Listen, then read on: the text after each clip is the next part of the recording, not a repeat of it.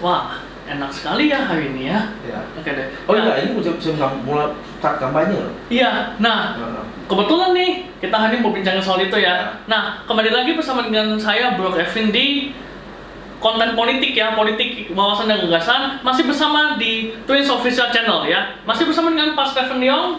Nah, by the way, mukanya cantik ya? Iya, Pak. Ini ya minum dulu lah biar cantik. Iya. Mantap kan? Lain kali sediain itu dong. Ya, pisang goreng. Waduh, enak gitu ya. Iya. Ya. Oke, Nah, gimana, gini, Bro. kan hari ini udah kampanye kan? Ya, Nah, awal kampanye. Nah, partai politik juga pasti akan ikutan berkampanye secara Ya, tidak langsung. betul. Karena kan partai politik sebetulnya yang menjadi ujung tombak dari pemilu kali ini, Ya. betul ya? Ya. Nah, tapi yang saya tahu dulu kalau nggak salah, sekarang kan partai politik banyak banget ya, Ya. ada belasan ya kalau nggak salah. Betul. Kalau dulu cuma 3 ya? Ya. Nah, iya. itu gimana awalnya? Ya itu pasca reformasi itu mulai apa banyaknya partai politik. Kalau dulu kan yang kita tahu tuh PDI, Golkar dan P3. Nah, P3? yang itu pecahan dari partai politik itu terutama Golkar. Golkar itu kan sebetulnya yang sekarang itu selain Golkar itu Gerindra itu pecahan dari Golkar, Hanura, Nasdem itu pecahan dari Golkar semua karena itu mereka itu dulu semuanya Golkar yang Pak Surya Paloh, sekarang Pak Erlangga itu satu grup dulu sama Pak Prabowo. Nah, kalau Hanura sekarang dipegang Pak Oso Sabtaodang. Oke. Kalau Pak Wiranto sudah tidak kelihatannya. Oke. Nah, Banyak ya? banyak sekali. Sekarang Pecahan-pecahannya banyak banget ya? kalau tahu saya nih, kalau PKS tuh pecahannya Gelora. Gelora? Pecahan dari Gelora, Pak Fahri Hamzah itu dulu PKS dan sempat jadi wakil ketua DPR RI dia Pak Fahri Hamzah itu dari PKS. Oh. Nah, dia Anies Mata itu semua kita tahu lah dulu. Memang Banyak seangkatan kita dulu, Iya. seumur kita. Banyak. Sekarang itu luar biasa. Partai politiknya luar biasa. Sebenarnya partai politik itu berarti kalau misalnya yang kayak sekarang sangat mudah membuat mendirikan. Iya, yang penting ada syaratnya. Kalau tidak salah itu harus ada di setiap kabupaten kota.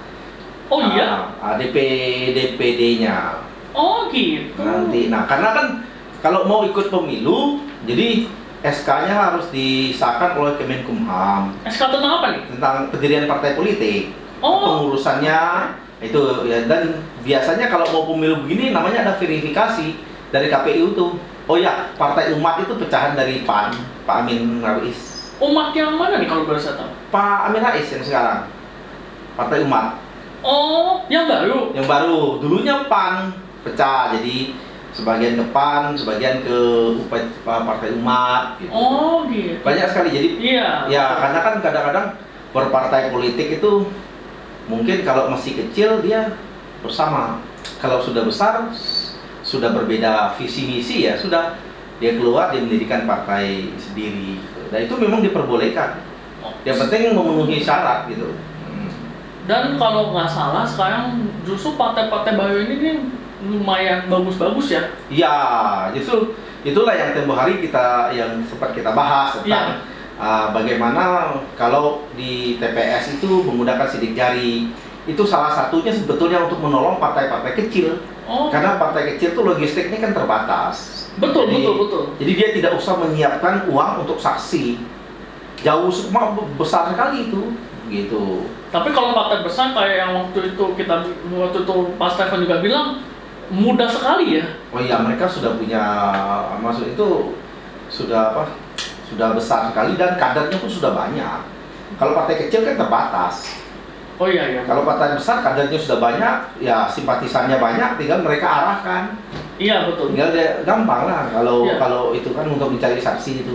Tapi bagi partai besar, Kalau partai kecil? partai kecil ya, karena apa sudah diambil partai besar semua, nggak kebagian dia. Nah, salah satu menolongnya seperti itu dengan sidik jari, mungkin tanpa mereka ada saksi di TPS pun mereka terpantau suara mereka. Jadi tidak ada istilahnya tuh dalam itulah ya kecurangan-kecurangan. Ya, betul. Kan itu namanya manusia ya, ada kecurangan, mungkin ada agak namanya itu kesalahan kita dalam mengisi data, itu kan lumrah. Kalau manusia kan nggak mungkin. Tapi Ya, kalau betul. sistem seperti itu kemungkinan sih bisa diminimalisir ya Ya, betul. untuk hal-hal semacam itu. Ya, betul gitu. Nah partai politik sendiri ini kan setahu saya ini juga punya sejarah dualisme yang sangat keras ya. Dualisme misalnya karena pecah, beda visi misi tadi sudah dikatakan ya. Ini saya dapat dari Kompas nih. Kompas bikin satu infografis tentang dualisme partai politik. Ya. Nah, yang pertama PDI tahun 96 itu lama loh berarti. Iya, PDI itu dulu ada namanya PDI itu Suryadi. Habis itu Iya, betul, baru Suryadi, PDIP ya dipegang sama Ibu Mega. Tapi yang Suryadinya sudah tidak ada berarti ya? Sudah nggak ada. Oke. Tapi sempat ikut pemilu dia kalau nggak salah. Tahun 99 berarti? Betul. Habis itu ya rata-rata yang Suryadi itu lari ke PDIP semua, hampir pasti ya. Pernah ada partai apa itu satu ya yang PDI itu hilang, ada partai apa itu, partai Banteng atau partai apa, tapi udah lupa saya. Udah lupa. Udah lama berarti? Ya, udah lama sekali itu, udah nggak ingat. Nah ya, ini PDIP sudah dualisme paling pertama nih. Ya. Terus yang kedua PKB. PKB ini 2 kali mengalami konflik, tahun 2001 sama 2007. Iya, itu antara PKB Muhammad dan PKB Gus Dur. Itu 2007 betul. Ya. Tapi 2001 ini ada dualisme juga antara Alwi Shihab. Alwi Shihab, ya betul. Nah itu betul. Nah, secara umum seperti apa nih? Nah, yang kita bilang tadi, biasanya kepemimpinan itu kan kalau dilihat mungkin secara waktu pembentukan partai politik itu visi misinya semua sama. Betul. Ingin maju bersama. Tapi ada kadangkala ketika berjalan itu kan ada yang merasa dia ditinggal. Mungkin tidak dilibatkan mungkin dalam kepengurusan, dalam ambil keputusan yang apa yang penting. Ya, dia merasa ditinggal, ya dia keluar, dia bentuk. Karena apa? Biasanya ada beberapa juga kayak fungsionaris itu mereka, ya udah kita bikin partai baru, ya jalan gitu. Sampai sekarang ya semua itu pasti berjalan seperti itu. Jadi historinya pecah partai politik itu nggak beda-beda jauh. Begitu sudah visi misi beda ya sudah.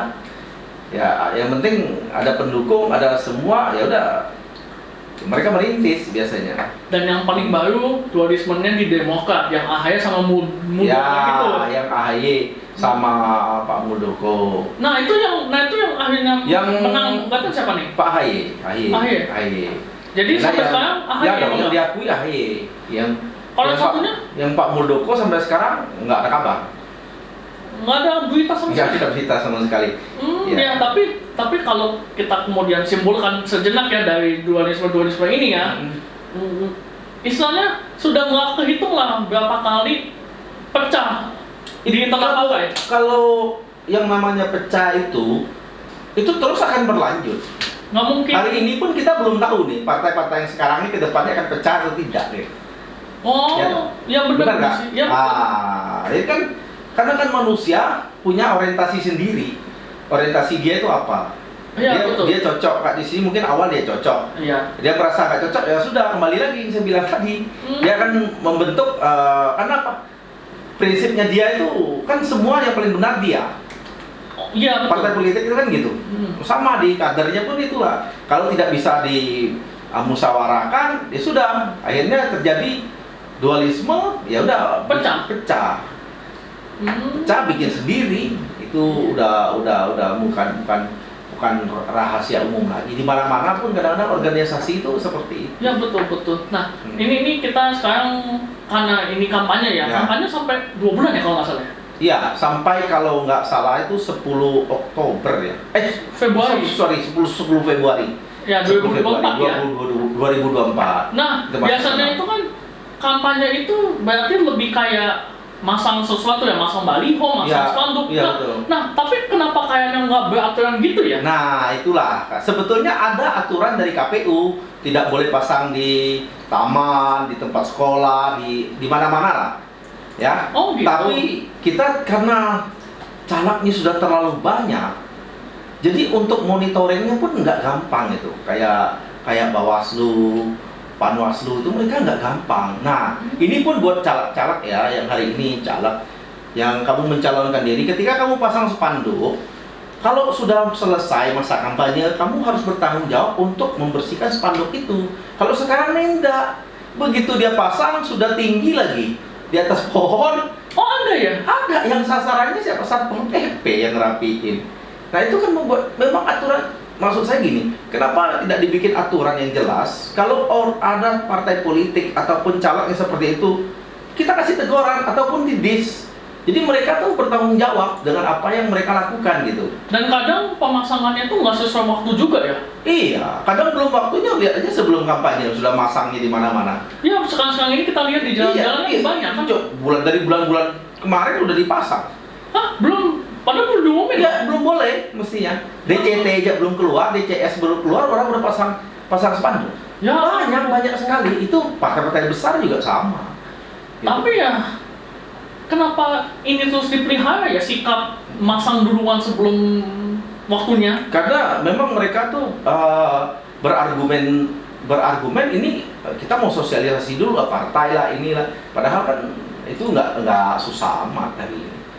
Iya. Kalau waktunya kurang 2 bulan, malahan kelebihan mungkin untuk sosialisasi. Kenapa kelebihan? Ya karena kan untuk kalau kampanye itu kamu pakai dengan efektif, ya dong. Ya tapi kalau saya lihat ya Kenapa? ini, hampir semua caleg-caleg metode kampanyenya itu dia pasang spanduk doang. Dia tidak berani ketemu konstituen, program kamu apa. Seharusnya seperti itu. Iya dong, kamu harus jelaskan dulu ke konstituen kamu. Dia rapat-rapat terbatas gitu. Contoh, kamu ngumpulin 20 orang. 20 orang. Nah, kamu menjelaskan program kamu apa yang kamu mau kerjakan kalau kamu jadi. Ya dong. Iya, betul. Ya minimal ada lah isinya.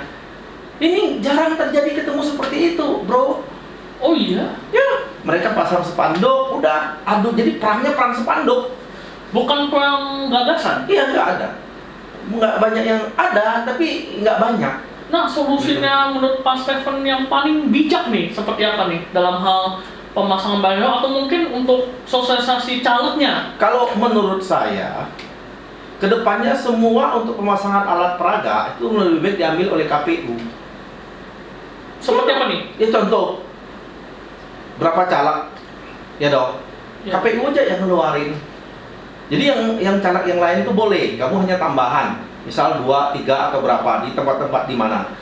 Jadi nggak semrawut kayak seperti ini.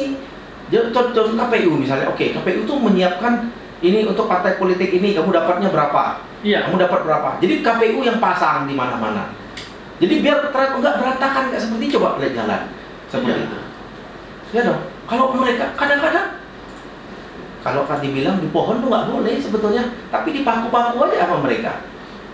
Sembarangan. Iya, nggak boleh, di pohon tuh nggak boleh aturannya. Tapi nggak pernah ketika yang pasang itu, kenapa yang pasang juga bukan yang bersangkutan, suruh orang. Oh, bukan mereka sendiri yang masang? Nggak ada. Tim sukses dia yang pasang, udah dipaku aja semau-mau dia.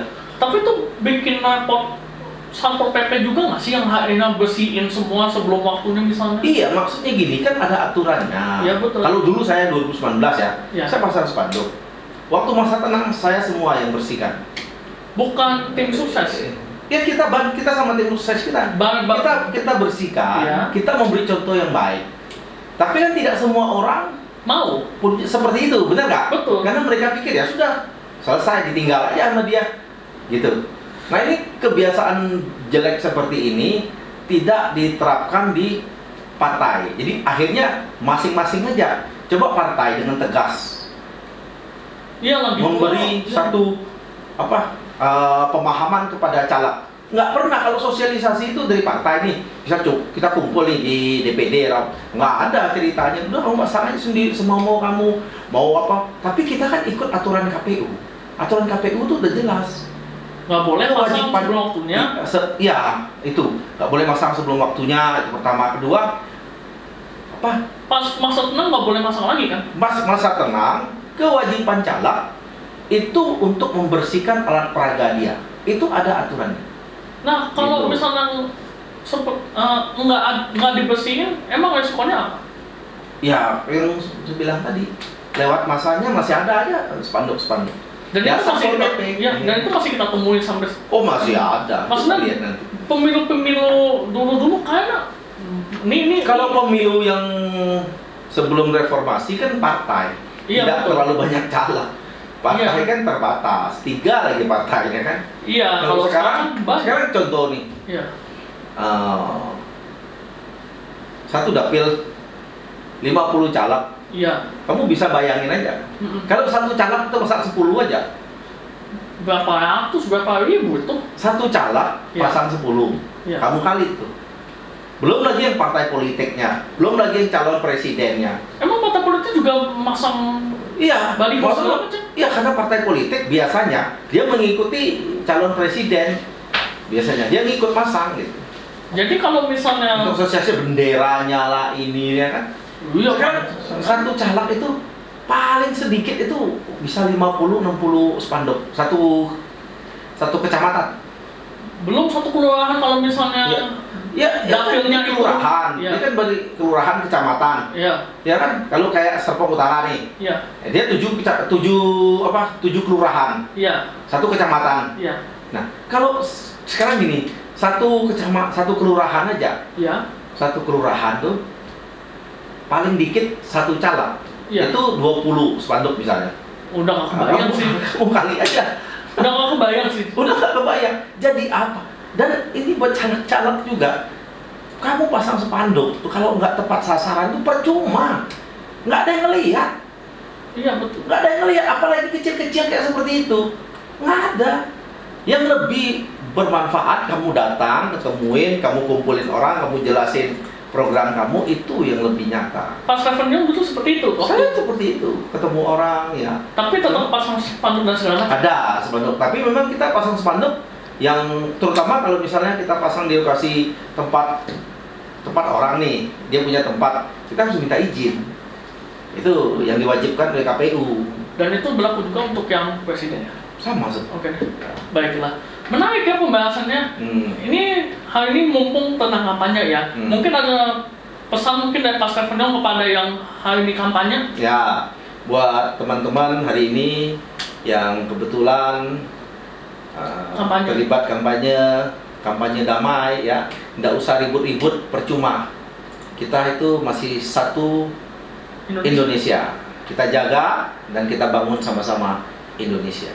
Ya, baiklah Pak Stefan ya. Jangan lupa komen, like, share, subscribe ya untuk semua video-video kita. Nanti ada notifikasi dan kalau misalnya teman-teman subscribe, teman-teman akan dapat notifikasi untuk nonton video-video kita yang lainnya. Oke. Oke, baik kalau gitu saya Bro Kevin, terima kasih atas perhatiannya. Sampai jumpa lagi di lain kesempatan.